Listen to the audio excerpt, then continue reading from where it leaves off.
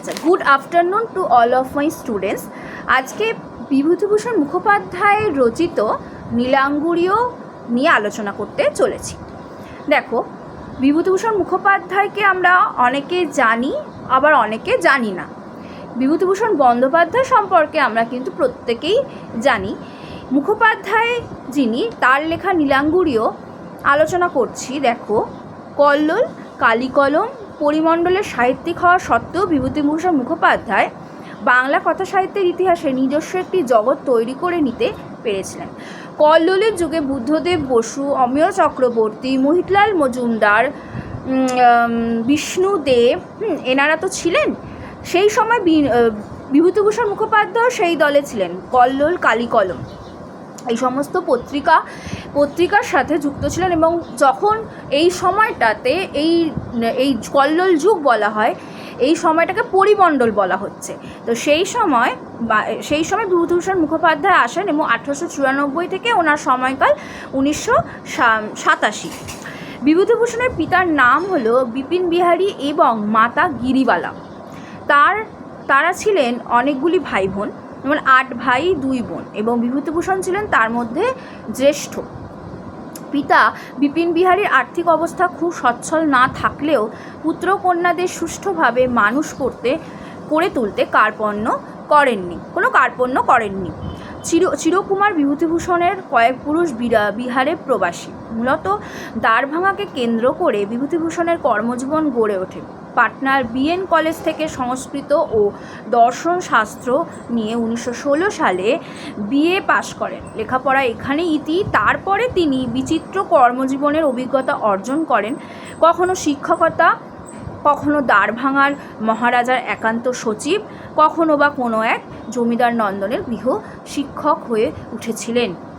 বিভূতিভূষণ দীর্ঘায়ু ছিলেন। তার 93 বছরের আয়ুষ্কালকে মোটামুটি 4টি পর্বে বিভক্ত করা যায়।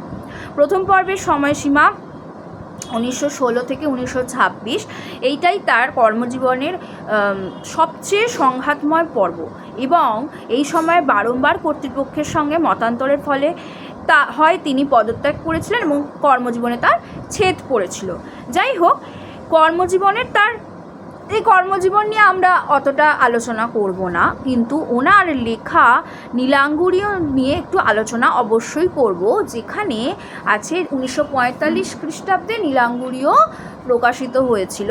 এবং এখানে যে রোমান্স পাওয়া যায় তার যেখানে কেদারনাথ বন্দ্যোপাধ্যায়ের মতো আমাদেরও মনে হচ্ছে বিভূতি ভাইয়া কি তবে ট্র্যাজেডি রাইটার, মানে নীলাঙ্গুরীয়কে আমরা ট্র্যাজেডি স্থানীয় করে দিতে করা হয়েছে ট্র্যাজেডি, এবং এখানে ট্র্যাজেডি আছে, এবং ভাবগত কোনো না কোনো সূত্রে নীলাঙ্গুরীয় দ্বারা প্রত্যক্ষ অথবা পরোক্ষে নিয়ন্ত্রিত হয়েছে সন্দেহ নেই। ব্যতিক্রম শুধু স্বর্গাদপি গরীয়সী এবং নব সন্ন্যাস। এদের মধ্যে নবসন্ন্যাসের রাজনৈতিক অংশ ব্যতীত বাকি অংশের মহত্তম ঋণ এই নীলাঙ্গুরীয়র কাছে। নবসন্ন্যাসের রাজনৈতিক অংশ ব্যতীত বাকি অংশের মহত্তম ঋণ এই নীলাঙ্গুরীয়র কাছে। অতএব যদি বলা যায় নীলাঙ্গুরীয় লেখকের শ্রেষ্ঠ উপন্যাস হোক বা নাই হোক, মানে এই বিভূতিভূষণ মুখোপাধ্যায়ের শ্রেষ্ঠ উপন্যাস বলা হয়ে থাকে এই নীলাঙ্গুরীয়কে, কিন্তু যদি বলা হয় বা না হয় এটাই তার সবচেয়ে প্রতিনিধিস্থানীয় উপন্যাস, তাহলে সে সিদ্ধান্তকে সমীচীন বলে গ্রহণ করাই উচিত। কিন্তু কেবল প্রতিনিধি স্থানীয় নয়, এইটি বিভূতিভূষণের প্রথম পূর্ণাঙ্গ উপন্যাস যদি বলা হয়, বা যদি আসে এমন কোথাও যদি প্রশ্ন আসে যে বিভূতিভূষণের নীলাঙ্গুরীয় কী ধরনের, কার লেখা, আসতেই পারে বিভূতিভূষণ মুখোপাধ্যায়, এবং যদি আসে তার প্রথম পূর্ণাঙ্গ উপন্যাসের নাম কী, তাহলে হবে নীলাঙ্গুরীয়। এই উপন্যাসে প্রেমের ঘৃণা ও আকর্ষণ মিশ্রিত রহস্যময় দ্বৈত ভাব বিশ্লেষণের চেষ্টা হয়ে আছে। উপন্যাসের সর্বত্র মননশীলতা, সূক্ষ্মদর্শিতা ও ঘটনা বিন্যাস ও কথোপকথনের সযত্ন নিয়ন্ত্রণের চিহ্ন পরিস্ফুট। লেখক কোথাও হাল ছাড়িয়া দিয়া স্রোতে আত্মসমর্পণ করেন নাই, শিথিলতা বা আকস্মিকতার প্রশ্রয় দেন নাই। এক অত্যন্ত সদা সক্রিয় সচেতনতা চিত্রের প্রত্যেকটি রেখাকে, মন্তব্যের প্রত্যেক সূক্ষ্ম ইঙ্গিতকে অভ্রান্তভাবে গভীর ভাবগত ঐক্যের কেন্দ্রাভিমুখী করিয়াছে। বাংলা উপন্যাসের অনিয়ন্ত্রিত অজস্রতার মধ্যে এই কঠোর পরিমিতি ও অস্খলিত লক্ষানুবর্তন উচ্চাঙ্গের মনন শক্তি ও কলা কৌশলের পরিচয় দেয়। গ্রন্থের প্রধান বর্ণনীয় বিষয় হলো অভিজাত গৌরবশিলা, এখানে আভিজাত্য বোধ সম্পন্ন।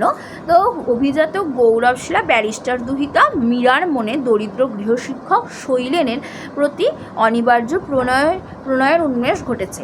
প্রেম ও বংশাভিমানের মধ্যে প্রবল বিরোধ এই উপন্যাসের মধ্যে সর্বাপেক্ষা গভীর উপলব্ধির বিষয়। ব্যারিস্টার গৃহিণী অপর্ণা দেবীর চরিত্র। উপন্যাসটি প্রেমের রহস্যভেদ অপেক্ষা পূর্বস্মৃতি মন্থনের তন্ময়তা অধিকতর সিদ্ধি লাভ করিয়াছে। সমস্ত দিন থেকে বিচারে নীলাঙ্গুরীয় উপন্যাস একেবারে প্রথম শ্রেণীর না হইলেও ইহার মধ্যে লেখকের উজ্জ্বলতার ভবিষ্যৎ সম্বন্ধে আশান্বিত হওয়ার যথেষ্ট উপাদান আছে। তো মোটামুটি নীলাঙ্গুরীও দেখা গেল যে এটা কিন্তু অবশ্যই আমাদের একটা প্রেম কেন্দ্রিক যে সবটা বলবো তা নয়, সেখানে অনেক কিছু ব্যাপার আছে, যেমন প্রেম তো ঘটছে, প্রেম প্রণয় ঘটছে, তার সাথে সাথেও কিন্তু বিরোধ, বংশের অভিমানের যে বিরোধ সেই ব্যাপারটা এখানে ফুটে উঠেছে। এছাড়াও প্রেমের রহস্যভেদ করছে, সেইটা প্রেম যেখানে আছে সেখানে অবশ্যই রহস্য আছে, যেখানে বিচ্ছেদ আছে, প্রেম থাকলেই বিচ্ছেদ আছে এবং সেই বিচ্ছেদে ঘটানোর জন্য অবশ্যই রহস্য আছে এবং সেই রহস্যই ভেদ করতে হয়। কিন্তু এখানে সেই ক্ষেত্রে রহস্যভেদটা কিন্তু আসল নয়, প্রেমের রহস্যভেদ আসল হয়ে উঠছে না, আসল বিষয় নয়। এখানে হচ্ছে পূর্ব স্মৃতিমন্থনের তন্ময়তায় অধিকতর, মানে এখানে পূর্ব স্মৃতিমন্থন মানে আমাদের যত স্মৃতির মন্থন এখানে প্রধান হয়ে উঠেছে, এখানে আসল হয়ে উঠেছে বিষয়বস্তুর ক্ষেত্রে। সব দিক থেকে বিচার করলে নীলাঙ্গুরীয় উপন্যাস একেবারে প্রথম শ্রেণীর যে বলবো তা নয়। প্রথম শ্রেণীর না হলেও ইহার মধ্যে লেখকের উজ্জ্বলতার ভবিষ্যৎ সম্বন্ধে আশান্বিত হওয়ার যথেষ্ট উপাদান আছে। কারণ ভবিষ্যৎ সম্বন্ধে, কেননা স্মৃতির অবন্থন করলেই তার ভবিষ্যৎ সম্বন্ধে আশান্বিত। অতীতে যা ঘটে থাকে তা তো আর বাস্তবে, মানে বর্তমানে সময় যত এগোয়, মানুষের জীবন যত এগোয়, তত তো ভবিষ্যতে সেইটা তো আর থাকে না, অতীতেই থেকে যায়, স্মৃতিতে চলে যায় অতীত, এবং আমরা ভবিষ্যতের দিকে দেখি। যখন আমরা বর্তমানে থাকি তখন সেটাই আমার ভবিষ্যৎ ছিল, তাই হয়েছে, এবং আগামী দিনে আমি কি করতে চাই বা কি করব সেটা আমি ভাববো, তখন সেটা ভবিষ্যৎ হয়ে যাবে। আবার সেই জায়গায় পৌঁছে আমার আজকের যে বর্তমান পরিস্থিতি স্মৃতির পাতায় চলে যাবে, তখন সেটা অতীত হয়ে যাবে। এইভাবেই তো জীবন এগোচ্ছে। তাই সেই যে আমরা যে এতে গেলাম, ভবিষ্যতে গেলাম, সেই ভবিষ্যতের যে ভবিষ্যৎ সামনের দিকে এগোনো, মানে ভবিষ্যৎ মানেই মানুষের জীবনের সামনের দিকের পথ বা সামনের দিকে এগোনো, সেইটাই হলো পজিটিভ, সব সময় সেটাই পজিটিভ। সেই জন্যই বলা হচ্ছে লেখকের উজ্জ্বলতর ভবিষ্যৎ সম্বন্ধে আশা থাকে মানুষের। যত মানুষ ভবিষ্যতের দিকে এগোয় ততই আশা থাকে, কখনোই সে হোপলেস হয়ে পড়ে না। সেই জন্য যথেষ্ট উপাদান আছে, আশান্বিত হওয়ার যথেষ্ট উপাদান আছে। আজ যে মহিলা বা আজ যে পুরুষ খুব দরিদ্র, একদিন হয়তো সে নিশ্চয়ই তার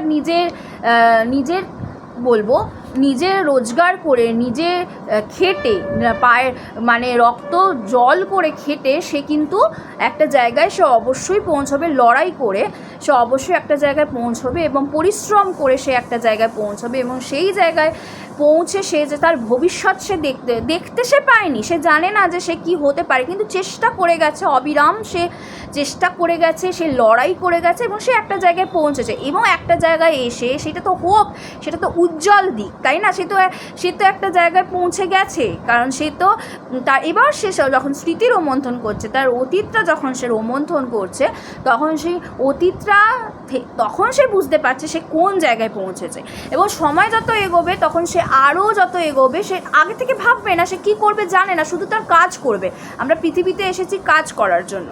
নীলাঙ্গুরীয় উপন্যাস কিন্তু সব সময় সেই প্রেমের ট্র্যাজেডি বলা হয়েছে, এখানে কিন্তু প্রেমের রহস্য, যে বললাম বিচ্ছেদে মধ্যেই কিন্তু রহস্য থাকে, সেই রহস্যভেদ কিন্তু এখানে প্রধান বিষয়বস্তু হয়ে ওঠেনি, হয়ে উঠেছে এই বিষয় যেটা আমি আলোচনা করলাম। আজকে এই পর্যন্তই। Thank you. যদি ভালো লেগে থাকে চ্যানেল অবশ্যই সাবস্ক্রাইব করে বেল আইকন দিও এবং কমেন্টে জানাও তোমাদের কেমন লাগছে। Thank you.